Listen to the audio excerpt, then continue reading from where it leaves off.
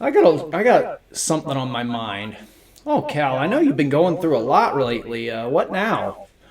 Oh, just the same old bastards that have been making my life a living hell for the last week. So I got a bit of an itch I can't scratch. So let's talk about cowardice for a minute. Something I've never really had, but let's talk about real cowardice. Not the kind that gets memed, the kind that requires infrastructure. Because here's what's been happening on my itch.io page. I publish a book I bled into for the better part of 20 years. And within days, the comments section starts filling up with the same three accusations wearing different usernames. AI slop being one of them. Didn't even read it, can tell. That one was stupid. And slow burn, which is a term I use for my own writing, being associated with the word boring. My writing isn't meant for chipmunks, I'm sorry. And I want you to sit with that phrase for a second, because somewhere along the way, an entire wing of the internet decided that slow burn and boring, I'll repeat myself, were the same word. They are far from it. Slow burn is a conscious choice. It's architecture. It's me trusting you enough to let tension build instead of slapping you with plot twists like a vending machine that only dispenses adrenaline. Calling a slow burn boring isn't a critique. It's a confession that you've never read anything that asks something of you. But fine, different strokes for different folks, after all. I could live with that critique. If it were a critique, it's not. It's a script. And I know it's a script because I've banned the same rhetorical fingerprint 40 different times now, wearing 40 different hats. You ban one account, and 20 minutes later, a brand new profile, 0 followers, 0 history, account created today, shows up to say the exact same thing in a slightly worse grammar. It's not organic disagreement. That's logistics, pre-planned. That's a coordinated drip campaign run by people who have never once had to build anything, dedicating actual hours of their actual lives to making sure nobody else gets to either.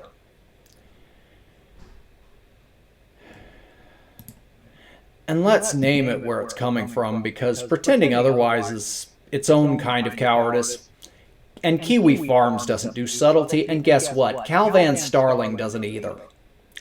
I have about the subtlety of an exploding dump truck, if you haven't noticed. It does saturation. You don't have to beat a project to death. You just have to make every potential reader's first impression be a comment section that looks like a war zone. And let doubt do the rest. Annihilate the possibility of a buyer before the buyer even gets to the blurb.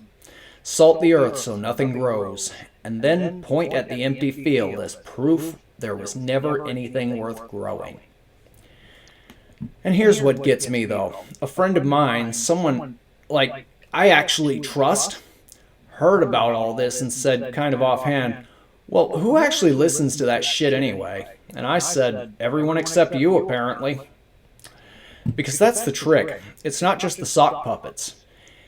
It's that their noise is loud enough to make people closest to you start asking if there was ever a signal worth tuning into in the first place. The harassment doesn't just try to kill the work. It tries to make your own people forget they ever heard it land.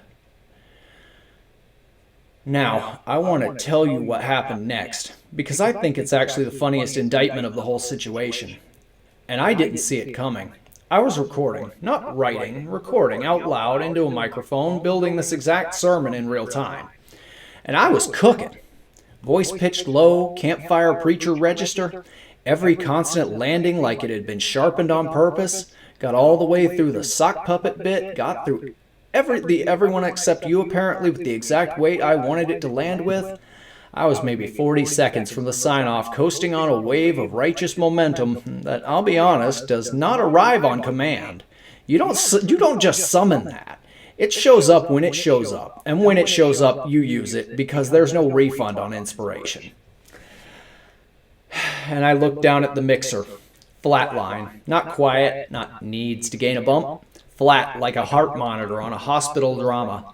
The kind where everybody in the room goes silent at once. OBS had been recording diligently, dutifully, for 45 minutes, capturing an entire man defeating an army of cowardice in real time, and archiving none of the sound of him doing it. Somewhere in a drop-down had quietly reverted to default instead of the interface I actually plugged in. And it had sat there unbothered, unindexed, smug in the specific way that only inanimate objects can be smug.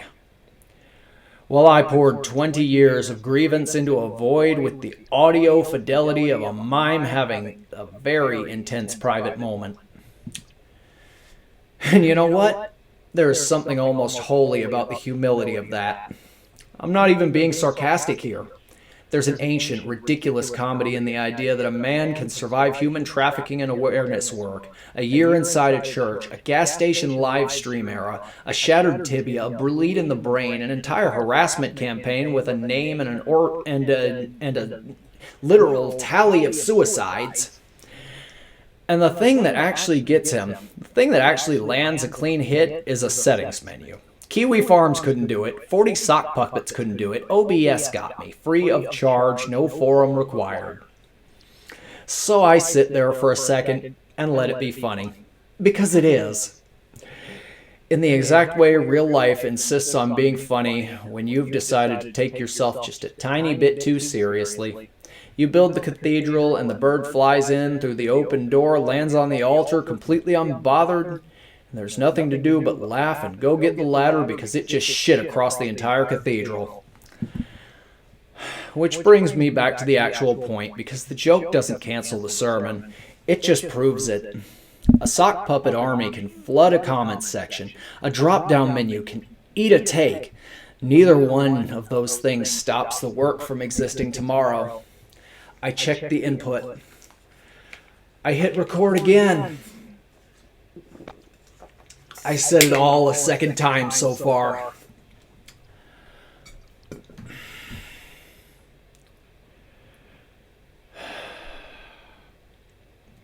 Slightly less pristine on spontaneity, but that's fine too. The sermon doesn't care what take it was. It only cares that it got said, on the record, in my own voice, with my own name attached, which is more than any of the 40 accounts pretending to review my book can claim. Cowards. I built this thing for 20 years before any of them knew my name. And I'm not just talking about the war we inherited. I'm talking about the two entire sagas I have in the wings. I built it in church basements and gas station parking lots and a phone screen at 2 a.m. I built it through an accident that put a rod in my leg and a bleed in my skull. I built it broke. I built it scared. I built it fucking anyway. A sock puppet army with a username generator wasn't going to be the thing that stopped it. Turns out a silent input channel wasn't either. You don't get to spend zero effort manufacturing zero substance or zero signal and call that a verdict on 20 years of work. So keep trying, keep cycling usernames, I'll keep checking my levels, and I'll keep writing the next 80. And the next book exists whether or not your little chorus approves of the tempo, and whether or not my microphone approves of the moment. So, first of all, what was that? Oh yeah, go ahead and cancel me if you want. I'm sure that's next up on the docket. But for now, to those who actually support my channel and my work, stay weird. And for you trolls and Kiwi Farms lovers, check your levels. Peace the fuck out of my orbit.